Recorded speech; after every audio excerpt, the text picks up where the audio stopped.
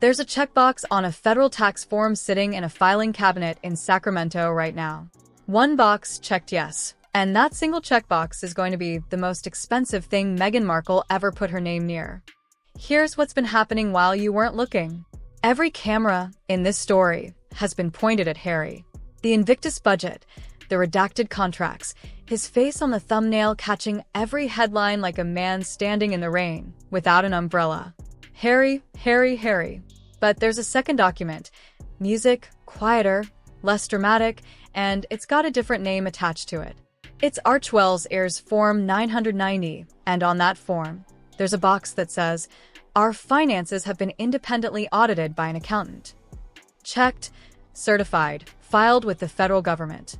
And for 2 years, not weeks, not months, 2 full years, a licensed charity watchdog has been writing letters asking for a copy of that audit. 3 letters, 3 dates you're going to remember by the end of this, and 3 times, total silence. There was nothing about her brand that was good from the start to a distinguishing eye. She was a fraud, what I could see from the beginning, who was just using opportunities to advance herself. Her brand wasn't one built on substance, it's based on using people. So, forget the jam. Forget the Invictus thumbnails doing all the heavy lifting in the story. Because the question that actually matters isn't where the charity money go. The question is who signed a federal document swearing to something that right now, today, can't be produced. By the end of this video, you'll know the exact dates this fell apart. You'll know which document the watchdogs are still waiting on. And you'll understand why a 2-person board turned all of this from a bad look into something a regulator can actually pick up and run with. That's my promise. Let's get into it. I know what you're thinking. This is old news. The California thing happened in 2024. They fixed it. Governor Newsom said it was nothing. Why are we still talking about this? Because they didn't fix it. And here's the part almost nobody connected. May 2024, California flags Archewell as delinquent. Can't raise money. Can't spend it. The official story from the Sussex camp, a check got lost in the mail. And Governor Gavin Newsom, the governor, stands in front of cameras and calls the whole thing, and I'm paraphrasing here, wildly overhyped. A typical paperwork issue. Fine, everyone shrugged. Everyone moved on. Except the same thing happened again. May 15th, 2025, almost exactly 1 year later, the registration lapses a second time. And according to Charity Watch, the group that's been tracking this closer than anyone, the most current filing California even has on record for this charity, fiscal year 2023. Not 24, not 25. 2023, look, a first delinquency. That's a lost envelope. That's a Monday. A second delinquency in a different fiscal year with your most recent filing 2 years out of date. That's not a Monday anymore. That's a pattern. And I'll tell you, who doesn't read patterns the way the public does? Regulators. This isn't tabloid drama. This is a charity operating under California law, filing federal tax documents under penalty of perjury with 2 separate compliance failures inside 3 years, while simultaneously restructuring into a model that by design tells the public less than the old one did. That's not gossip.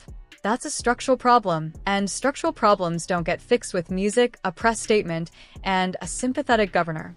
Harry's heartbreak as the showbiz elite dump the Sussexes.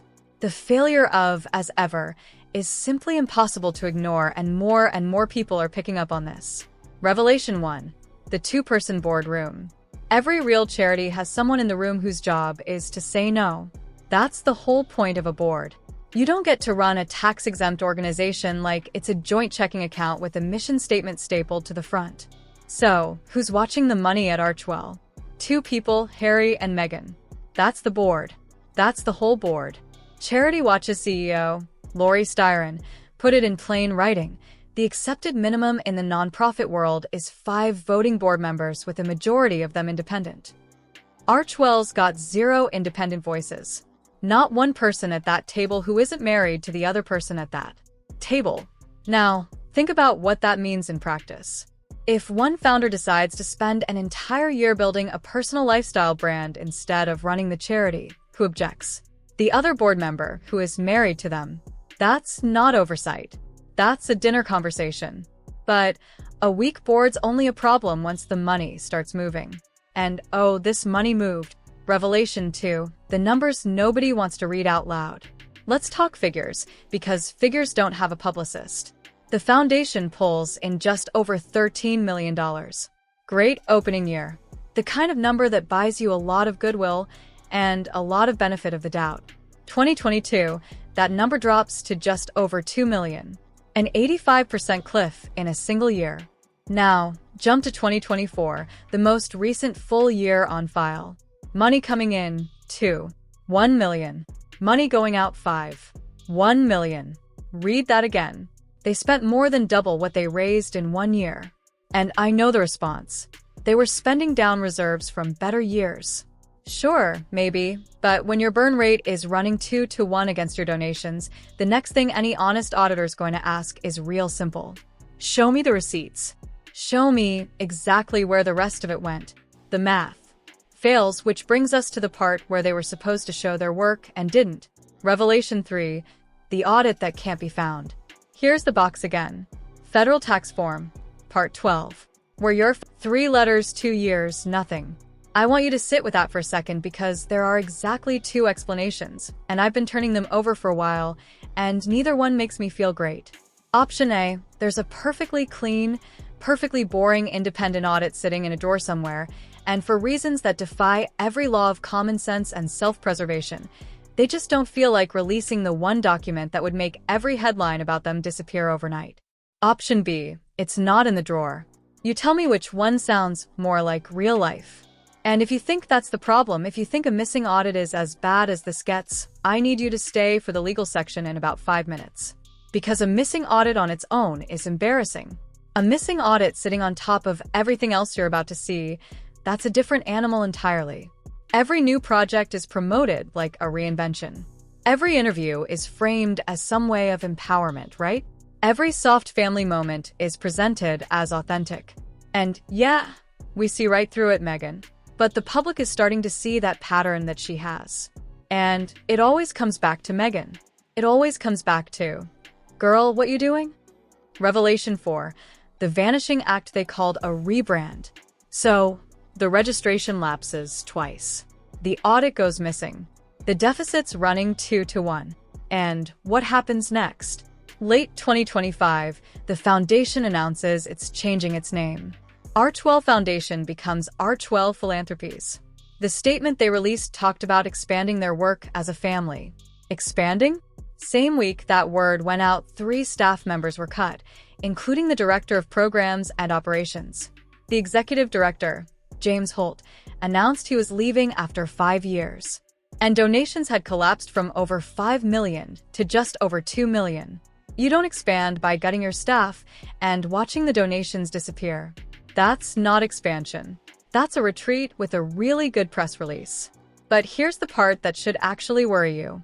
The new structure isn't just a name swap. It's a fiscal sponsorship model.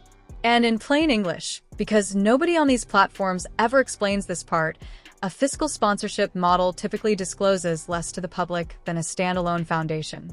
So, right at the moment the scrutiny peaked, the deficit, the missing audit, the double delinquency, all of it stacking up at the same time, they reorganized into the one structure that makes the books harder to read, not easier. Harder? That's not an accident. That's architecture. Revelation 5, the week everyone left. December 29th, 2025. 2 names walk out in the same 7-day window. James Holt, executive director since 2021, appeared in the couple's own Netflix documentary. The guy who, according to reports, helped steer them through the Oprah interview, moved across an ocean, and stayed through every headline and every staff turnover for 5 straight years.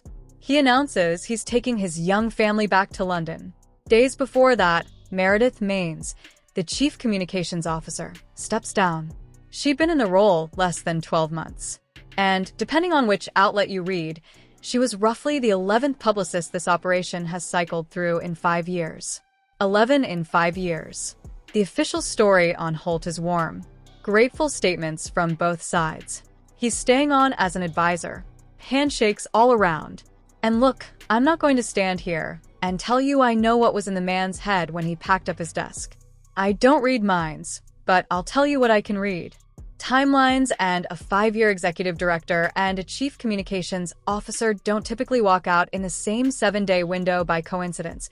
Not in an organization that's simultaneously cutting staff, restructuring its legal status, and sitting on an audit that 3 professional letters in 2 years couldn't shake loose.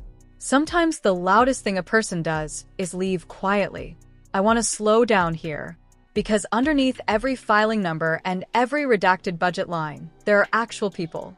And most of them never wanted to be part of anyone's paper trail. Kirsten Slevin ran programs and operations for this foundation.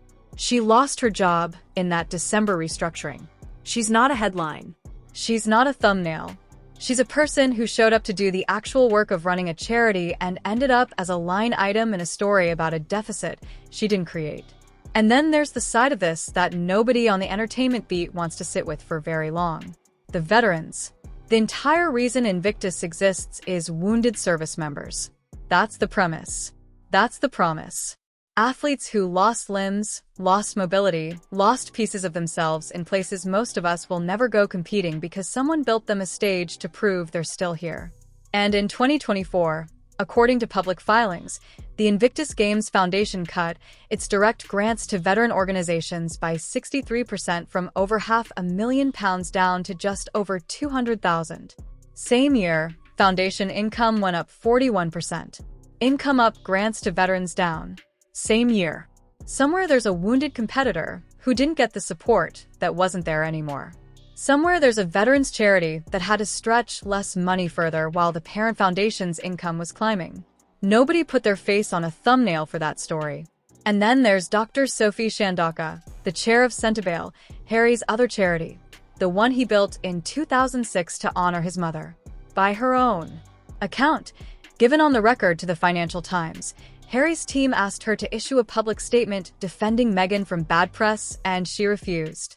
Her exact words were, "We're not setting a precedent by which we become an extension of the Sussex PR machine." Now look, that dispute got ugly. Both sides have their version. Both sides have gone loud. I'm not here to tell you who's the hero in that story, but that one refusal tells you something important. Somebody inside this operation.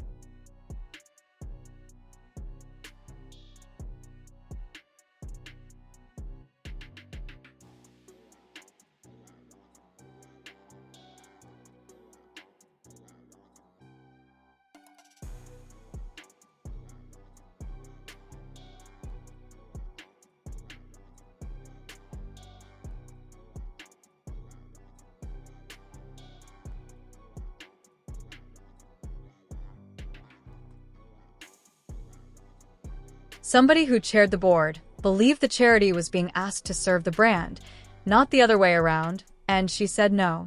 On the record, where it can be checked. That's the cost nobody puts in the highlight reel.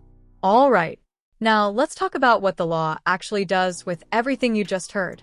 And I want to be straight with you before I go any further because being straight is the whole point of this channel. Nobody's been charged with anything. No regulator has publicly found fraud. What I'm about to walk through is what the documented facts would mean on paper if the missing pieces stay missing. That's a big if, but it's a real one. Start with California. The Attorney General's own published framework spells it out. Charity fails to file, status goes to delinquent. Don't fix it, next step isn't a polite reminder, it's suspended, then revoked.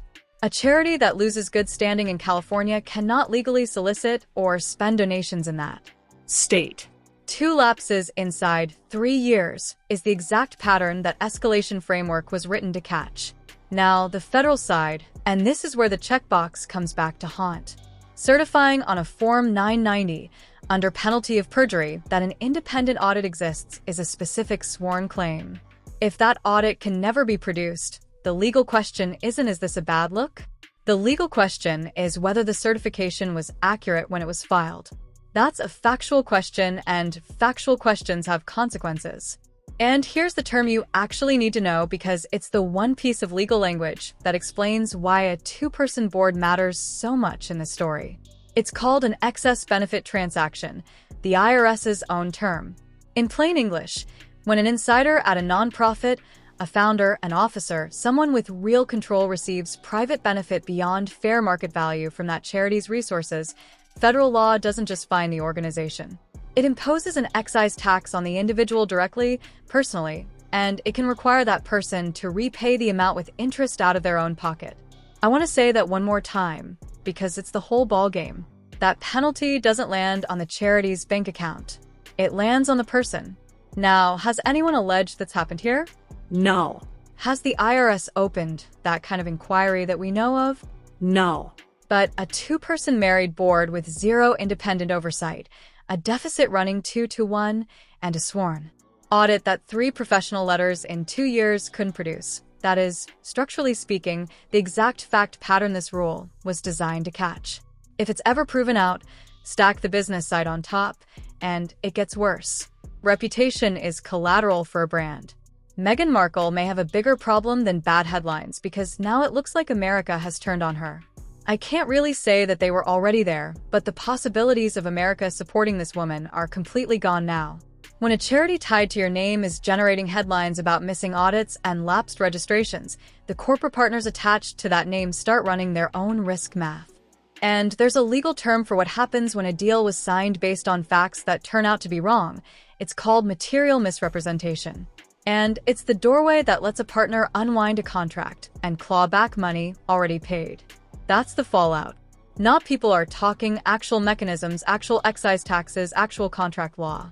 All of it sitting right there, loaded, waiting on one document that nobody outside that office has ever seen. So here's where I land. And I want to be careful, because careful is the whole point. I can't tell you Meghan Markle committed fraud. I don't have proof of that. And anyone on this platform who tells you they do is selling you certainty they haven't earned. But here's what I can tell you. A board of 2, a deficit that ran spending at double the donations, 3 written requests for an audit that's been certified on a federal document, and 3 times nothing came back. 2 separate compliance failures, with the state of California inside 3 years, a restructure time to the exact moment scrutiny peaked into the one model that tells the public less, and 2 senior departures in the same week dressed up as a coincidence. You can call every single one of those things on its own an accident, a bad quarter, a busy year. People do leave jobs. Checks do get lost. I'll give you that. But somewhere around the 4th or 5th accident, the word coincidence starts doing a lot of work it can't actually support. The paperwork doesn't have a publicist. It doesn't have a PR team. It doesn't care who's likable and who isn't. It just sits there, dated, filed, public, waiting for someone to actually read it. And right now, the paperwork is asking a question that 3 letters from a licensed watchdog couldn't get answered in 2 years. So I'll ask it one more time on camera, where it's on the record. If that audit is clean, if there's nothing in it that anyone needs to worry about, why has it never once been produced? Tell me what you think is in that document. Tell me which filing you'd subpoena first if you got to pick one. And tell me, when this finally gets answered, one way or the other, whose name do you think ends up on the explanation they've been avoiding? Drop it below. I read every single one.